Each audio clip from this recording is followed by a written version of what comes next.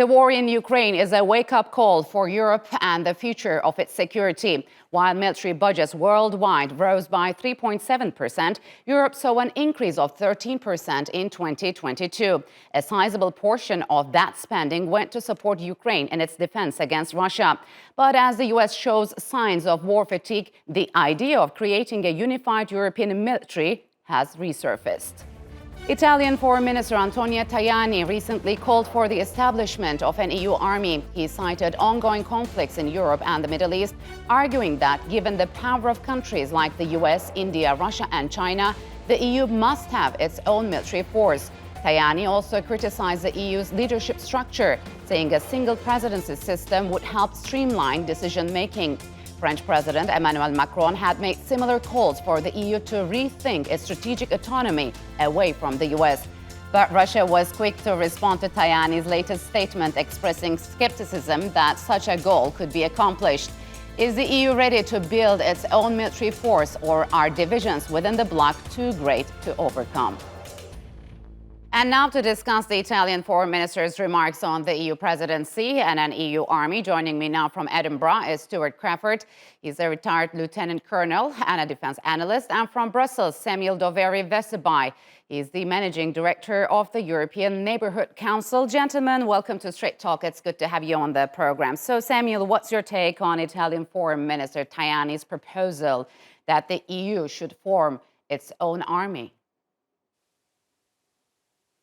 The EU, for a long period of time, several decades, has had as a priority to try to increase interoperability and in various ways create more synergies between various national armed forces.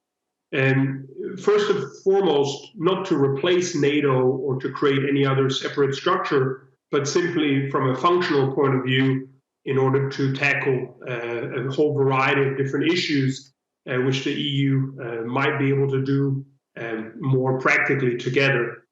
Now, the reason why Italy stresses this so much is, of course, because Italy lays on the southern outskirts of the EU, on the Mediterranean, and it faces a lot of the spillover, which is linked to violent extremism, migration, and other types of climate change induced, as well as other types of spillover linked to crisis and conflict in Africa and the Middle East. And as a result, countries to the eastern extremities and southeastern extremities, southern extremities, and also non-EU countries like Turkey have as vested interest to have as much collective defense and funding for these kind of projects in order to protect themselves against forced migration and other types of violent extremism.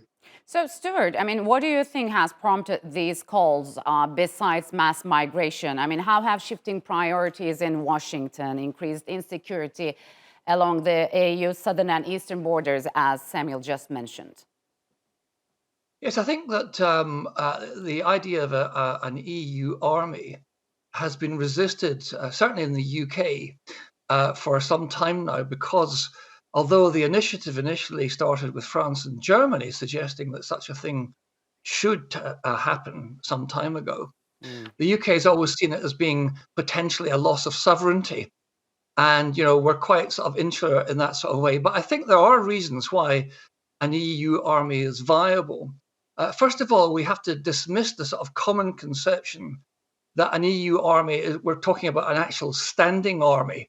In other words, a body of troops permanently garrisoned somewhere in the EU. That's not the case. The major requirement is to have a headquarters and some sort of command structure. And indeed, that's how NATO operates. So I don't see there's any problem with establishing that sort of infrastructure. The other thing is more a political one is, of course, we're looking at US presidential elections in November this year. And Donald Trump has long said that Europe does not pull its weight when it comes to defense issues and relies on the US too much, and has even threatened to withdraw the US from NATO, which would be disastrous for Western security. So I think that it does no harm at all to consider setting up an EU armed system of some nature, just in case the US is either disinclined to become engaged or indeed has its attentions focused elsewhere, like the Indo-Pacific. Yes. So what do you think, Samuel? I mean, is forming a combined EU army a viable option? And given the deep divisions within the bloc over Russia's attack on Ukraine and Israel's onslaught in Gaza, will it be easier to get all members on board? All members are already to various degrees on board when it comes to common foreign and security policy. And there are already civilian and military missions, I believe, since its inception in the early 2000s. There's been, I forget the exact number, but between 35 and 45 CFTP missions around the world. So there is already a ground for cooperation, and the European Union already has various types of structures at its disposal. European Defence Fund, European defence agencies. There is already a command structure in Brussels which supports interoperabilities and various types of coordination. So I think the groundwork is somewhat already there. The question is budgets. The question is also increase in budget. The question is, where would this so-called European army, if needed, be sent? What kind of training would they be doing? And there's also questions with regard to the defense industry, the private sector defense industries, and how they would align and how they would work together on these things, and whether there'd be clashes on this. But I think what was mentioned by the colleague also here today about the fact that the United States wants the EU to lift its weight, and the fact that, of course, there are increasingly some areas of the world in which the EU might have a comparative advantage in going in and to stabilize and to create conditions, I think favors that notion. So, Stuart, could the Italian foreign minister's latest statement be linked to French President Emmanuel Macron's earlier calls for strategic autonomy for Europe away from the United States? Yes, I think that's very much part and parcel of it. There are all sorts of issues to be addressed, as our colleague here today has said, down to sort of basic detail like compatibility of military equipment, because every country in Europe seems to have a different sort of tank or a different artillery piece, although we're moving towards compatibility. Britain has been particularly slow in doing so. So I think that the President of France's initial moves are very much part and parcel of what the Italian foreign minister is now suggesting. And I think it may be a good time to look at the potential and possibilities for this sort of thing, as I said before, particularly with the US distraction of presidential elections and Taiwan, China, and the Indo-Pacific. So, Samuel, European strategic autonomy was first brought up by then French President Jacques Chirac and British Prime Minister Tony Blair in the 1998 St. Malo Declaration. Why hasn't been there any progress on it? And now that Britain is out of the bloc, how relevant it is now? Well, I think, first of all, it's important to talk about strategic autonomy in a more holistic way.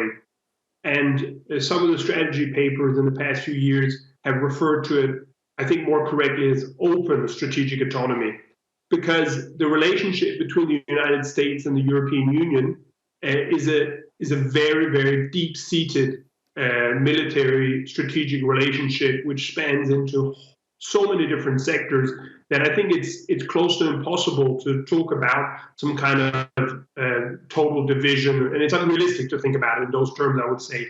However, there is a gradual move of the EU towards some autonomy in some foreign policy, which will only occur in negotiated agreement with the United States. And this has to do with the United States' focus on Asia, the so-called pivot to Asia, and the fact that the European Union is focusing increasingly on certain areas of Africa, Central Asia, Caucasus, Turkey, and other places in which maybe the United States doesn't have as many resources, doesn't want to dedicate as many resources. And in some cases, areas also in which there is need for stability, and in which there is need for conflict resolution, but NATO might be more difficult to operate in some of these areas. And so I think there's a partnership to be found and a balance to be found between the EU and the US with regard to this. So, Stuart, how much strategic autonomy would the European Union need if former US President Donald Trump wins this year's elections?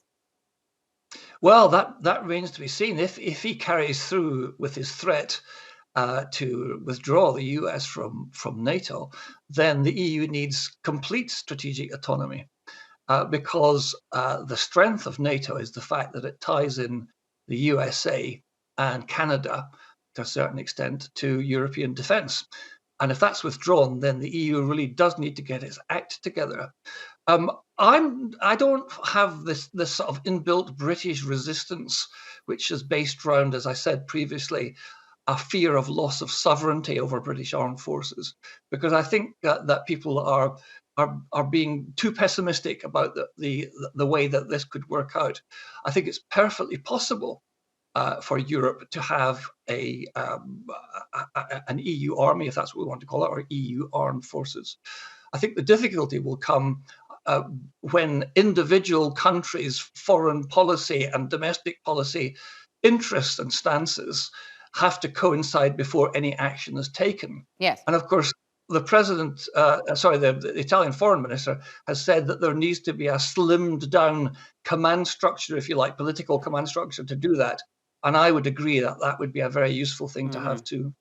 So, Samuel, Russia's foreign ministry criticized the Italian foreign minister's statement, saying that such autonomy couldn't be achieved because of the immaturity of many European countries and their unwillingness to pursue an independent policy rather than a US-dictated one.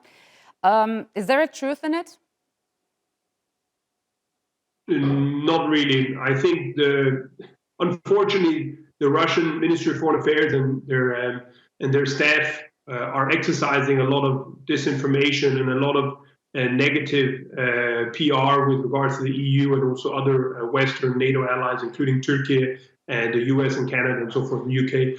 So I would not take those statements very seriously. However, what I think is important to recall is that the EU, of course, needs some types of strategic policy autonomy on certain areas of defense and foreign affairs, namely because of our geography. And we're placed in a region in which we have heightened levels of migrations, in which we have close proximities to areas which have disproportionate level of conflict. Climate change is expected to exacerbate that. And as a result, there will indeed be a lot more discussion about this in the years to come for good reason. All right, gentlemen, we'll have to leave it here. Thank you very much for joining me on Straight Talk.